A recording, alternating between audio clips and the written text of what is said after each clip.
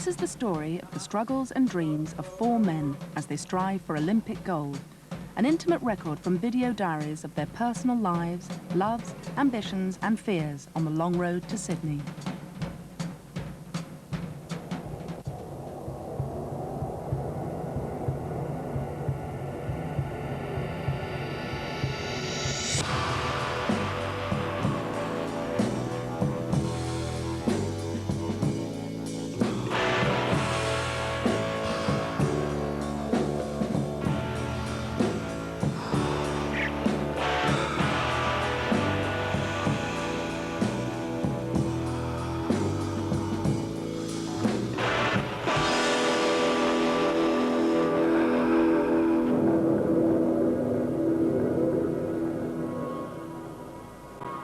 Steve Redgrave is the most successful and famous of the 4.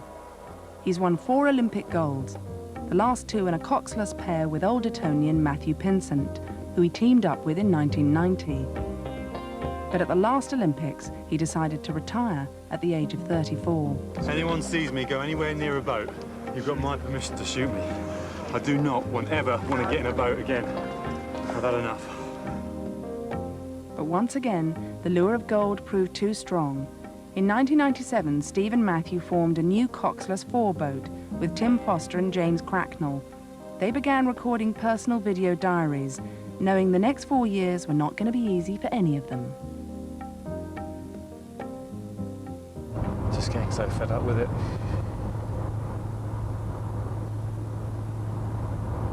I think, is it worth it? Is the Olympic Games worth going through this hassle? Basically, we need to pull the rabbit out of the hat. If we're going to win, we need to pull a very sizable rabbit out of a very small hat. I think the odds of doing that are pretty slim, actually, I have to say now. The 4 have to bond if they are to succeed. No one's seat is guaranteed, but newcomers Tim and James are the most vulnerable. James Cracknell is the youngest at 25 and has never won a major race. Everybody who rows in Britain really wants to be in the 4. And I can't see that changing over the next 4 years, really. So, you know, Matthew's got 2 gold medals and he rows on the same side as me, so...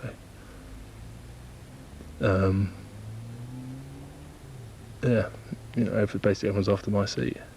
Well, half the people after my seat, half the people after Tim's seat. Tim Foster, who is 27, has a bronze Olympic medal and seems more relaxed. But even he is in no doubt about the reality of the situation. 3 and a bit years till Sydney, which is a big one. But we very definitely feel we've got to win every race, which is a different mentality. Not really been in that situation before. I mean, to win was always nice, but it's almost like we're frightened to lose in this one. We have plenty of time. Jürgen Grobler is charged with bringing the 4 together. Former East German Olympic coach, his priority is now the coxless 4, Britain's best hope for an Olympic gold. And be still positive to the work we are doing and switched on to the work we are doing, even if it's hard and hurts, you know. The weight of expectation falls heavily on Steve's shoulders. If he gets his 5th gold, he will make Olympic history, so it's crucial that the team comes together. It seems like, to me, it seems like you've gone off on your own to do your own thing. But we're trying to bring us together as a unit on and off the water. Okay, I mean, I only did it. It was basically what the way I interpreted what Jürgen said. I think James can get sometimes carried away with the intensity of it all. It doesn't matter what is done; it's not good enough. And I think because maybe that you haven't had success in the last few years, that your enthusiasm sometimes boils over. And becomes slightly too intense.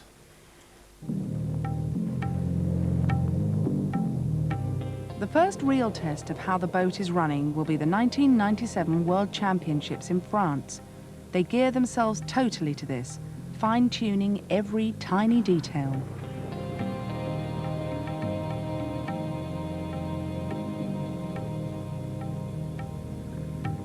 And then suddenly the world goes into a state of shock. Princess Diana has died, and the 4 are faced with representing Britain at a time of national mourning. it's sort of hitting us a bit actually now how big a deal it is at home, because I've seen some of the press articles.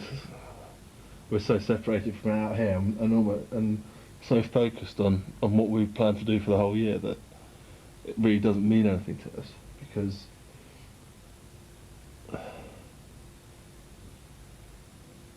it just doesn't matter because we're just so separated from it. So what do you reckon to tomorrow then? We could win by clear water. We could win by a length and a half. Yep. It just depends on what the other crews have decided, really. If anyone comes with us, they're going to pay for it. Yeah. It's the same situation as we were in the pair for a long time. Yeah. Was that if people were going to chase us down, they were going to pay. Well, I was really quite nervous during today. I've had moments, and it comes and goes. Is James going to be shitting himself tomorrow? I don't know. It'll be quiet, and I won't mind if he is. I mean, I don't think there's anything wrong with being nervous. I don't imagine him getting too nervous. I'm looking forward to it, but I'm more looking forward to being halfway through the race than the hour or 2 hours beforehand, which is just a nightmare. Don't feel like eating. We don't eat 2 hours before. We don't feel like eating. We feel just sitting there with the Walkman on, just getting ready to go.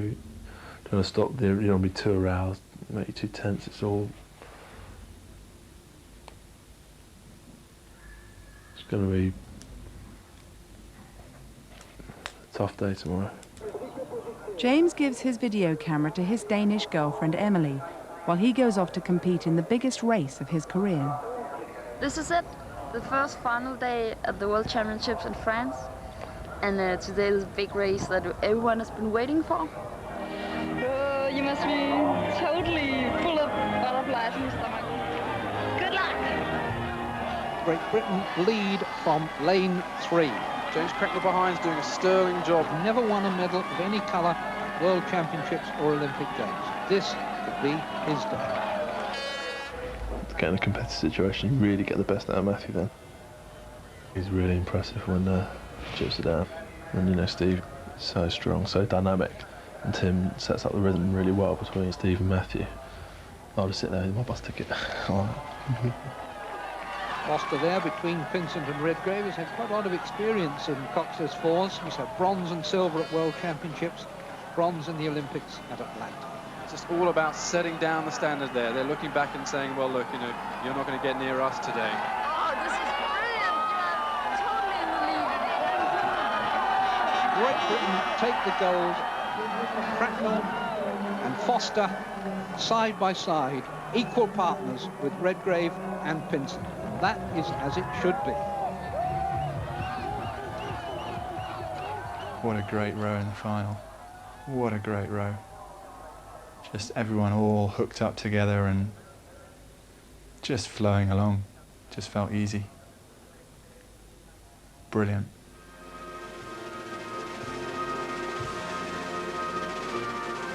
As a mark of respect, we wore our black bows and the flag only went to half-mast, and we had our heads bowed during the national anthem, and that made an impact on people, and I think we did absolutely the right thing.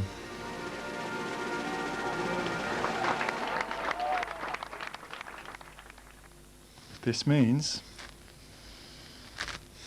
that I'm a world champion, and it feels pretty damn good, I have to say. The morning was so difficult with the pressure and the nerves and everything else, and then we just went out and had an absolute stormer of a row. Really, we just shat on the Olympics on the medalist by 2 lengths, which is just wicked.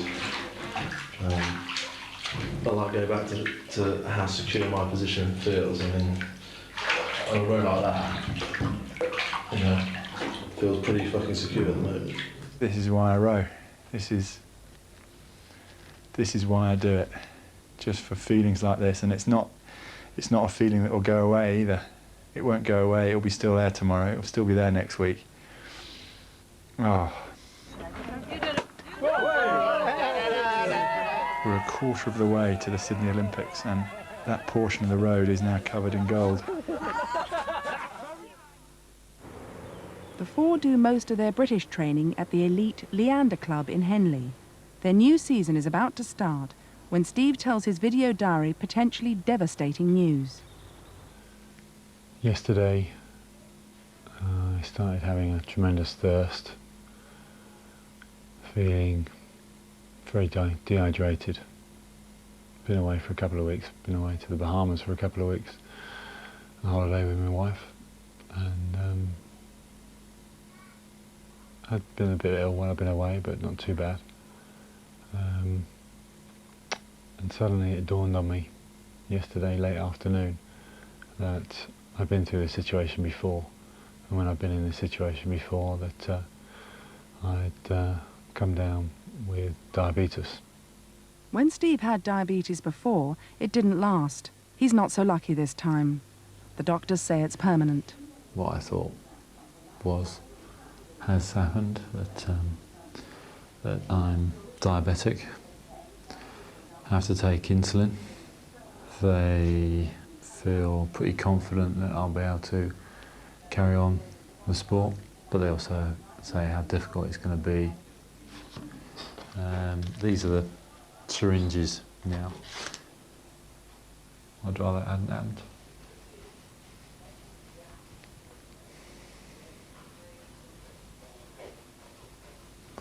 But all you can do is live with it and get on with it, cope with it. Not a good start to the season.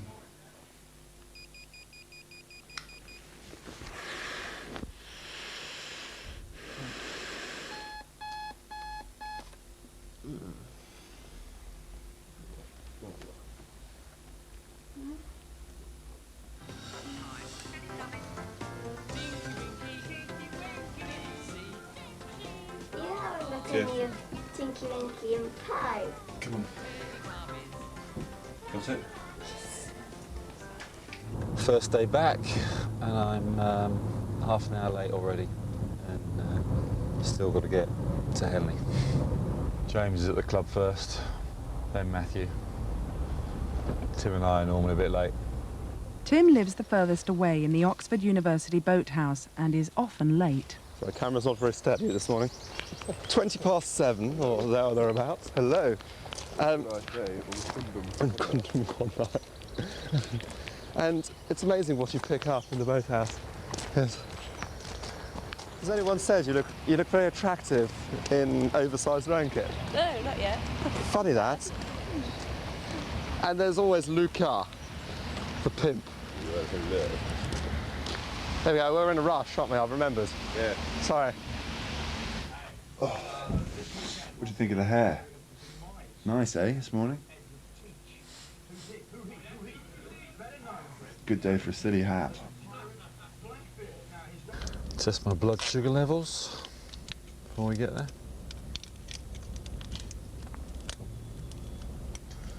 Try and save a bit of time on arrival. Steve stopped BT, but if anybody can cope with it, he probably can in terms of it. Knows exactly what he's got to do for international rowing.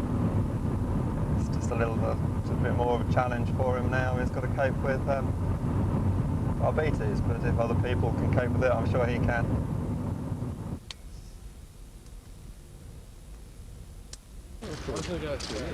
Morning. Good morning. Or afternoon. The four are professional athletes. Sponsorship and lottery money fund them to train full-time. Everybody just arrived. I'll wait for a minute. Had a bit of trouble getting out of bed this morning. Yeah. Rubbish. I did. Oh, sunshine. Didn't think there was going to be any of this morning. During the winter, the boys spend a lot of the time training in singles and pairs. The only race as a four is a local event called the Four's Head, but Steve doesn't want to go in for it, as he explains to Jürgen. at this stage, I feel that I should be getting myself sorted out and getting out of getting my blood sugar levels right and knowing what training I can do and just concentrate on my single for this period. I don't really want to be put under the pressure of thinking, all right, I've got to be fit for this quad or I've got to be fit for the 4.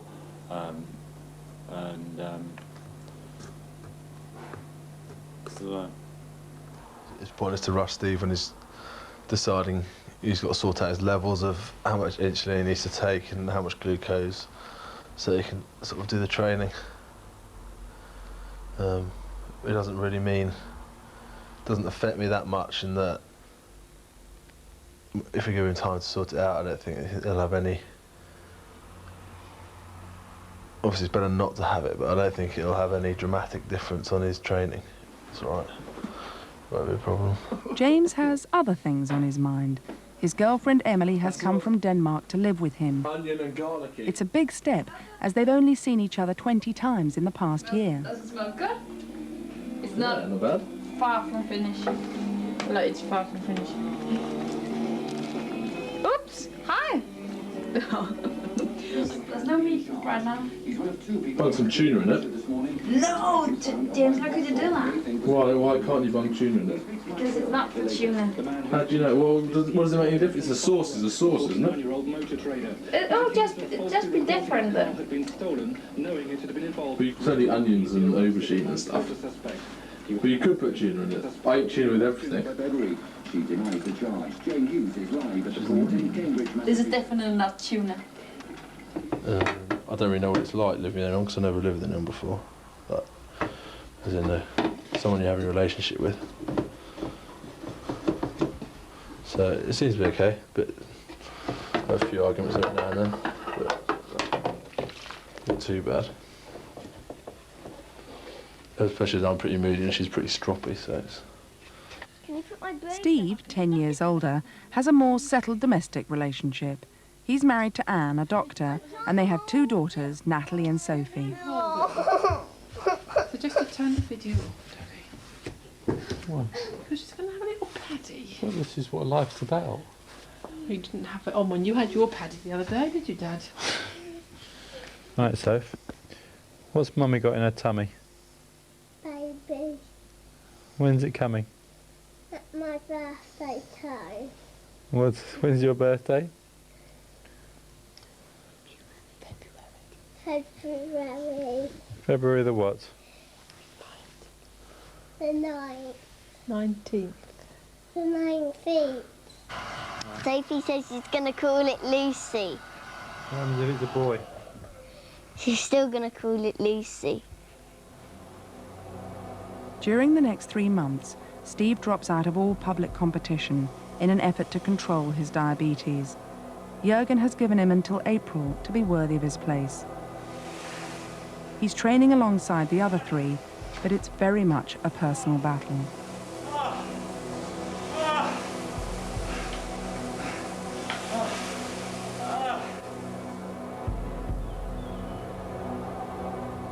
Just about managing to do the training. Get pretty tired.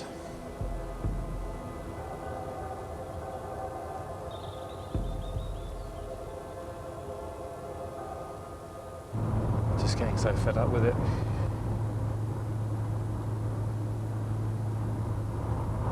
Is it worth it? Is the Olympic Games worth going through this hassle?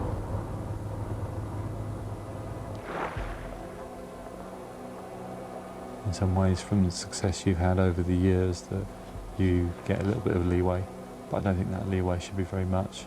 You have to be in a unit because of what you can do, not what you've done.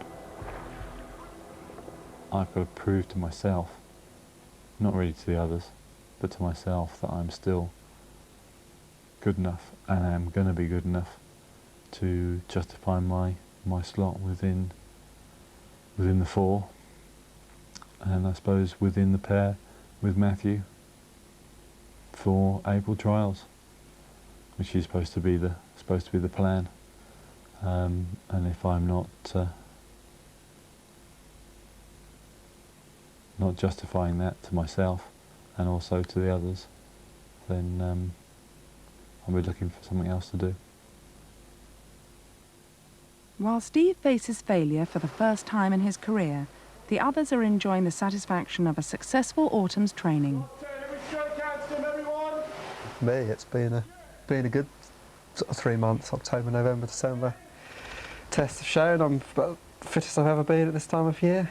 Yeah, it's more of the same. I mean, Jürgen's comment the other day was that what Steve has lost in this break has been more than made up by James and myself coming on. I know Matthew's worried about Steve, not so much in terms of illness, but in terms of how often he's turned up. We haven't seen Steve for nearly 2 weeks now, I think. Went away to Lapland with the kids. Didn't come down between the break and has now gone off skiing for Christmas for 2 weeks. So, yeah, I mean, it's not ideal, but I mean, I think in his position, I'd wait for the results of all these tests. I'd get them over and done with and come back in the new year. Sort of new year, new start. Hopefully, right as rain. Steve needs to get away from everything. A week before Christmas, he is told he has developed colitis. It seems like one thing after another. He decides to spend Christmas in France with his family. He comes down. Not bad that somebody's going to give birth in 6 weeks' time. Venturing out onto the slopes. Quite impressive.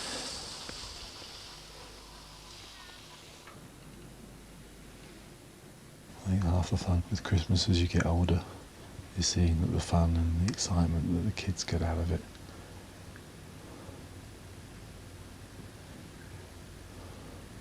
Bringing back your own youth. I think he's been. Yeah, because it's 7 o'clock.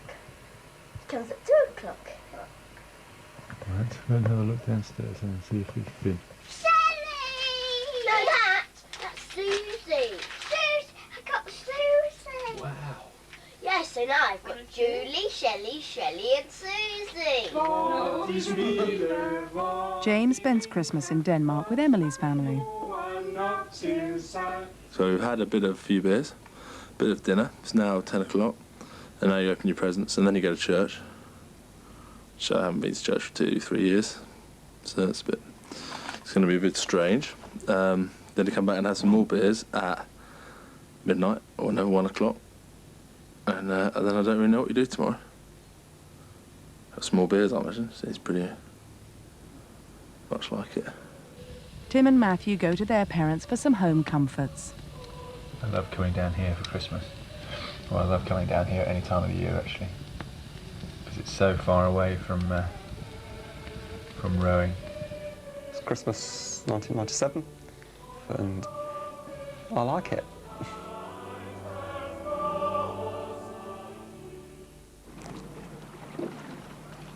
New Year opens with a round of tests and competitive pairs training. Not having seen Steve for so long, the others don't know what to expect. Even if he wasn't ill, having missed the training he'd missed, he'd be unfit. And he hasn't really admitted that to himself, I think. One of the papers said we were pulling him along for now. Which isn't true in terms of he's dead weight or whatever, but I mean, there's got to be an element of, if we can pull him in to the group and he can use us a bit, maybe that'll help. Sort of help all of us, really. I mean, can't row a 4 or 2 pairs with only 3 people. The world's best rower for 14 years, Steve is not giving up without a fight. He's refreshed from his Christmas break and throws himself into training. Right then, big boy. Right then. Just before the 4 go off together on a training camp to South Africa, they are pushed to the limits with tests on the ergo machines, a test they all dread. Keep your eyes open, keep your eyes open. Steve now feels confident enough to join in.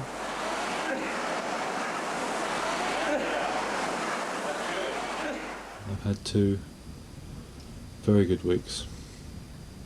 Done some decent training and at a reasonable level, a level that you could call an international men's athlete. So things have been looking a bit brighter. You don't realise of how low and depressed and how hard, now ill, that I really felt without really realising it. I done it. Good girl. Until things start going better. And because things are starting to go better now, I realise of having a little bit more energy. He says yawning. On the baby front, I can see it coming in the next 2.5 weeks while I'm away. We're hoping that she can hang on to it until I return. That's still 10 days before the due date, but who knows? Who knows of when a baby's going to arrive? So it's in the lap of the gods. The African camp is one of many leading up to the Olympics. The idea is that the four will benefit from intensive training abroad, away from the distractions of friends and family. Better be going soon. What's the time? 5. I thought we had to leave at 4. Something like that. Oh my word. What did you filled it up with? Sunglasses?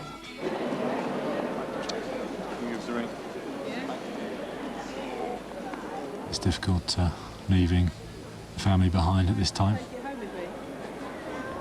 Trying to get the kids to behave. They normally play up when I go away. And with Anne being pregnant, it's pretty tough on her.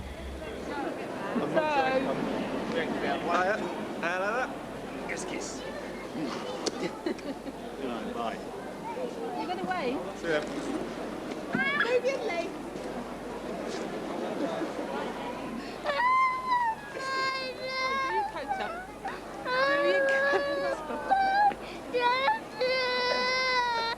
Daddy goes away all the time.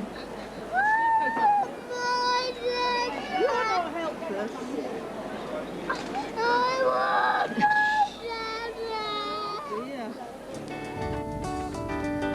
I need to be doing this camp. It's not just from the training point of view, because performance is starting to come back. I need to be showing the others that it's coming back. So I had to make a showing. We push on, we drive further forward. We will make it.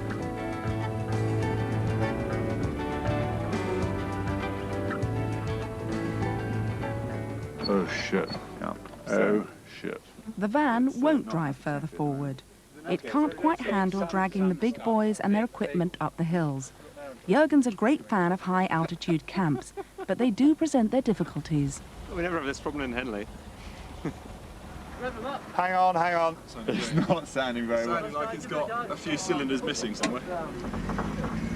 Wow, second heavy. That was the heaviest car in the camp. It's in the bloody campsite. It's not going to do it.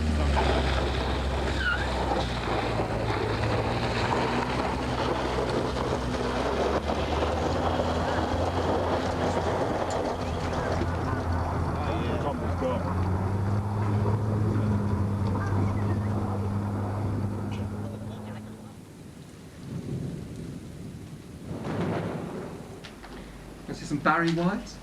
Whatever you want.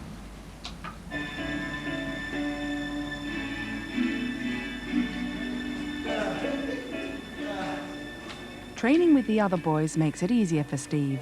They spur each other on. They are fiercely competitive. Is it appearing yet?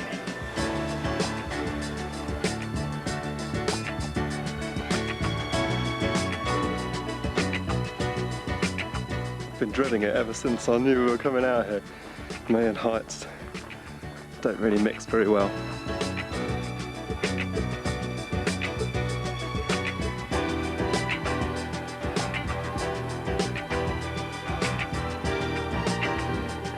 Go on, Steve. I never thought I'd do that.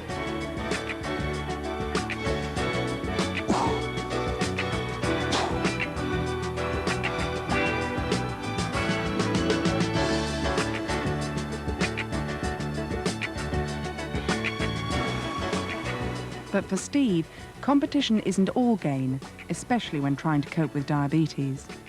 It's gone so well against the others.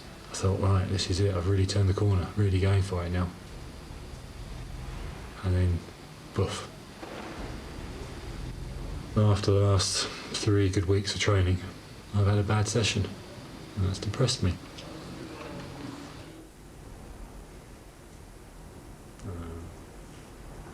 Still pleased the way it's gone. But the ergo is the worst time to do it. Because it's right in front of everybody. Everyone can see you. And you just feel such an arse. Steve and Matthew, they're very competitive. You know they're not going to let you beat them easily. And yeah, I want to beat them all the time. And if me beating them means that it makes them train harder to try and beat me, then that's got to be good for our 4. Just feel like I've got to prove myself all the time.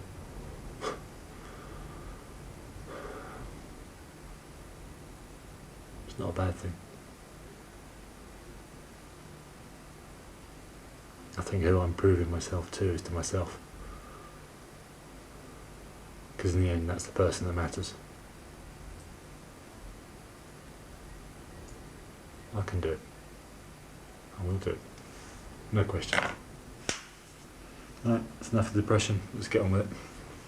Give yourself 18 units of insulin.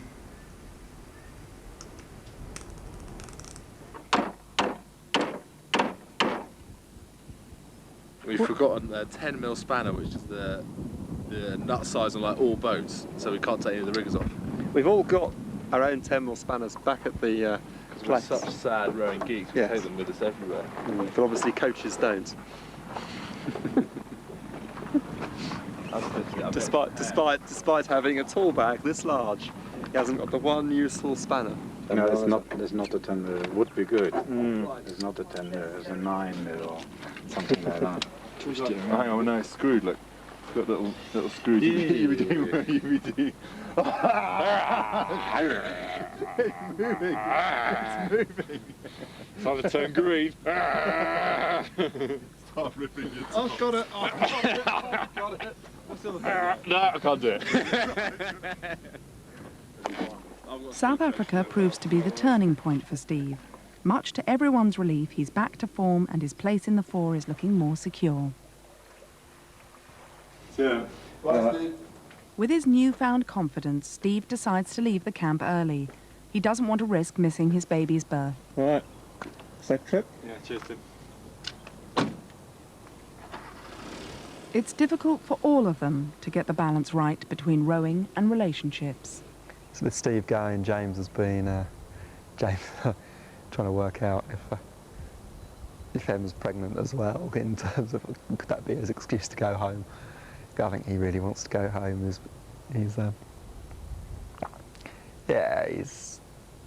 kind of not exactly had enough, but with James it's fairly easy to tell when he's either bored or frustrated. It's the first year I've been in a relationship sort of this serious, I suppose. It's the best way to say it.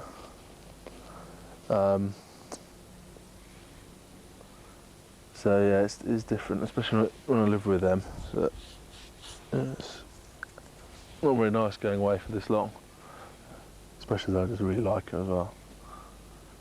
And I found in relationships before, it's definitely caused tension because it's like if it becomes a competition between them or rowing, then rowing wins, and that's the way it's always been for me. I think. I mean, first and foremost, I'm a rower, I guess. I mean, I hope it's not all my life, but it's the biggest part of my life.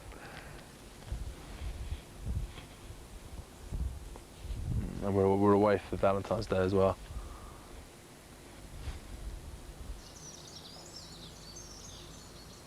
Monday the 16th. It's 5:45 in the morning. It's time to go to the hospital to go to the birth of the new baby. Alright. Okay, see you soon. Bye-bye. Anne's contractions now about 5 minutes apart. Thought it would be sort of early hours in the morning, so not a very good night's sleep. But at least it's going to happen now. So off to the hospital. Yeah, Mum. It's a boy, and they decide not to call him Lucy, but but Zach. Because obviously having a newly born, it's going to be difficult from a family point of view. And I think with the tight schedule that we run on and the training camps that we go on, it's going to be very difficult. We thought, when he had his clothes on, button, yeah? he's got a clip, so we have to be really careful. And then just all that in my mind. And all these ladies coming out their babies. Right, am I going to row? If you want to. No. If you want to know what time is, see if you can speak to Sue, ask her what time they might let me out. She said they've got a side room upstairs, so the kids can all stay with me. The big event in Steve's life is his baby. After returning from South Africa, the big event in Matthew's life is moving house. I'm just packing up my house, which is a strangely emotional experience. Spent a lot of time in this house, and seeing it now empty and echoey is really weird. Tim, do you have anything to say? Yes. Oh my God! Can you please introduce this song? Training is about to intensify for the racing season, which begins in 3 months' time. But after so long at foreign camps, they feel it's time to catch up with their friends and families. It's Easter Day today, and I've just found an egg. Oh, there's another one here.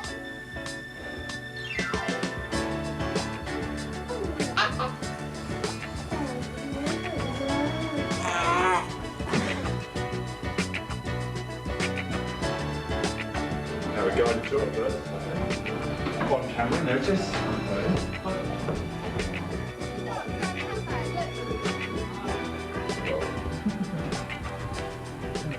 They just came to hand all the glasses are packed. What's your house? Cheers. Cheers. Whereabouts? Let the fire burn, man. So keep it up, keep it up. There we go. Tim, athlete, sportsman.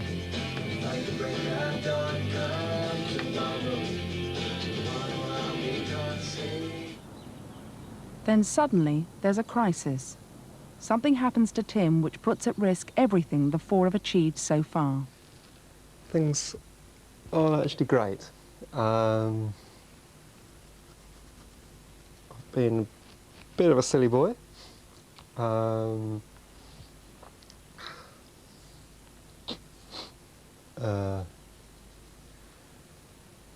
Basically at a party we had here in the boathouse, I turned, put my arm out and put my arm through a window. Old window pane, very brittle unfortunately. And the long and short of it is I leave hospital at 2 o'clock the next day. Having had plastic surgery on my hand, I've managed to either sever or partly cut through 4 tendons in my right hand. So we're out without Tim for our first World Cup race, maybe the second, and then we'll have to decide whether he's worth putting back in for the third and fourth. He's performed brilliantly all winter until the last couple of months. His last 2 ergo tests weren't particularly great, but you know, our four's been a long way ahead of anyone else. It's a massive blow to us. The question is now, you know, I don't know, my feelings have ways of being sympathetic to him and ways of thinking you're an absolute wanker. I basically feel pretty stupid. I wouldn't want to row with me if I keep doing things like this. But I don't know what the others feel at the moment. I'd be pretty annoyed with me if I were them. Well, I feel pissed off with Tim because I think that situation is controllable, isn't it? I mean, I don't think anyone's ever going to turn to any of us and say, you know, don't go out and have a good time. You can turn up at 8 in the morning in black tie having not got any sleep, but as long as the training's done to the right quality, no one minds. I'm frustrated really, because I just don't think that's... I just don't think he's playing by the rules that I am, basically. Obviously, I'm pissed off with Tim. I don't think I'm as pissed off as the other two. I don't think he obviously hasn't gone planned out to go out and injure himself and not be able to row for the rest of the season. But we're all individuals and we do things in a slightly different way. And and I don't think there's been many complaints of Tim in the year that we've been rowing with each other. I think he's been very professional. But obviously it's something that could have been avoided, but you can't wrap yourself in cotton wool. The coxless 4 is the #1 boat in GP rowing. So that does mean as well, okay, we have to do everything to keep that boat going. Another member of the national squad, Luca Gruber, is put in the boat as a substitute. Tim's long-term place could now be threatened. Yeah, with Tim for 2 weeks was absolutely nothing. Nothing happened to his other crew members, so they've been very upset with him because he never gave them any phone calls or any talks, what's happened. So they took all the news from the newspaper or from other people, so they've been quite unhappy with the situation, and especially with how he behaves against or to the crew. I got sent to Coventry a bit when I turned up, and I don't mind. And I don't really think it's necessarily so much about the accident, it's the fact that I hadn't phoned them or hadn't kept in touch, which is quite odd because, I mean, my personal way of dealing with it is to sort of, I don't know, get on with my own thing and avoid rowing in a way. And it is quite odd because if I did phone them up, I don't really know what I'd say to them. Are not there. Italians in? I don't think I'd have acted the way they acted, really. I think I'm probably different in that respect. Steve was the only one who made sort of any attempt at chat. With a garage knuckle buster. You do feel quite out of the group when you're not there. I know Steve found the same with his diabetes. Yeah, but it's, I don't know. Don't know how they get on. Luca's good. Strong, rows well. But I'd hope they wouldn't go as quick as they do with me in it. Tim's an outsider now, as the others train with Luca, preparing for the first World Cup race of the season. At the fours now, Luca, Steve, Matthew and me. And if Tim wants to get back in it, he's got to prove himself good enough to get back in it. He's not been given his seat back. None of us have been given it. Steve wasn't given it when... pull my nipple hair.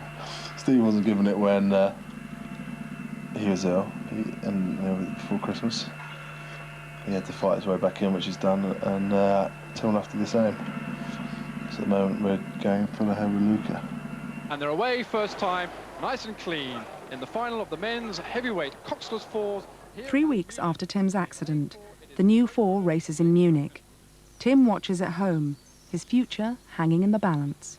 I'm more nervous now than I would be if I was in it. Now look at this, there's amazing results here turning out at Munich Regatta. It is Romania. They're leading from Germany, and Germany lead the Polish who have rowed through Great Britain. It's been a long time since anyone has rowed through them. Timothy Foster, who's injured a hand and unable to compete in this regatta, normally gives the crew a lot of length and a lot of balance, and quite clearly they seem to be missing him. Could this well be the first time that we see the British boat losing, we see Redgrave and Pinsent losing? I still expect Matthew Pinsent and Steve Redgrave to put in the heroics in the last 250, but they haven't been in this position for years and years. What we're witnessing here is absolutely amazing pictures here. It is Romania who lead the final of the men's coxless 4. Redgrave and Pinsent currently in 4th position. The crowds are standing, the roars are going on. The final will be led and won by Romania, and unbelievable. The British boat come in 4th position. Oh, it's a sensational result. We're sitting here now and we really are stuck for words because we knew that they were under pressure, but we thought that the experience of Redgrave... It's the first time in 8 years that Steve and Matthew have lost a major race. Great Britain in 4th position. 6.7 seconds. With the crew in crisis, things can't get much worse. Or can they? Next week, there's a big race at Henley Regatta, but who is in the boat? Tim's hand is on the mend, but his real problems have only just begun. Maybe the light at the end of the tunnel is getting closer. Can't really get much further away.